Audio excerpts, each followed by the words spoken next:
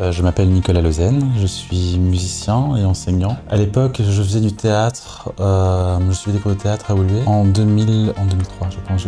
Ma première édition, c'était Ta mémoire tes racines, et je l'ai encore faite pendant 6 ans.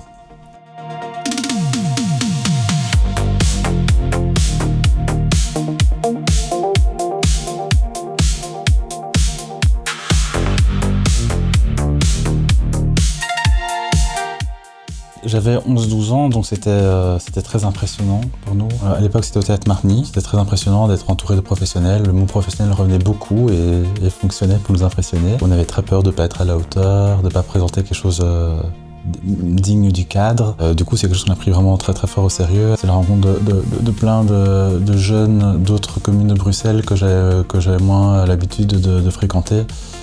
Ce qui est très impressionnant pour un petit gamin timide, évidemment.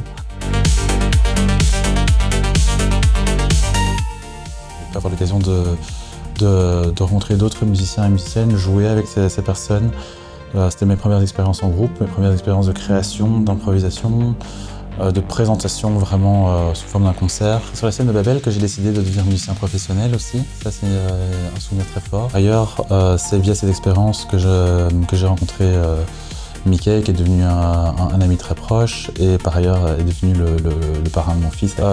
Mickey avait déjà le projet de devenir musicien à ce moment-là, et pour moi c'était assez révélateur. Et donc en fait c'était un métier, un vrai métier, et qu'on pouvait envisager de faire ce métier, et ça a vraiment été un déclic important dans ma vie musicale, quoi.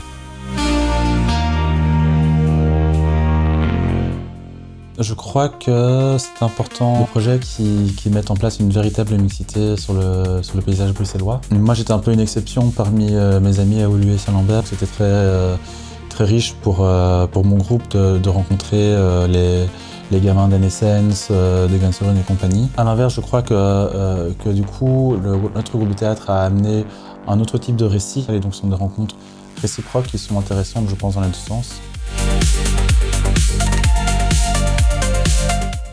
Peut-être que sans Babel, je ne serais pas musicien professionnel actuellement. D'une part, de par les rencontres, et d'une autre part, l'expérience est très différente de simplement un cours en académie ou un cours avec prof privé, quoi. L'expérience de la création et de la scène, c'est quelque chose qui est extrêmement stimulant. Donc oui, je pense que Babel a été lourde de conséquences. Je crois que c'était mon avant-dernière année. Notre animateur en musique nous avait lancé un défi, Mickey et moi. Commencer le spectacle avec la danse des canards qu'on jouait au ralenti à la guitare électrique et tout, avec l'accélération, etc. Et donc on a passé un tas de paris assez stupides et assez puérils et pas très professionnels pour le coup. Mais on était très fiers de l'avoir fait malgré tout.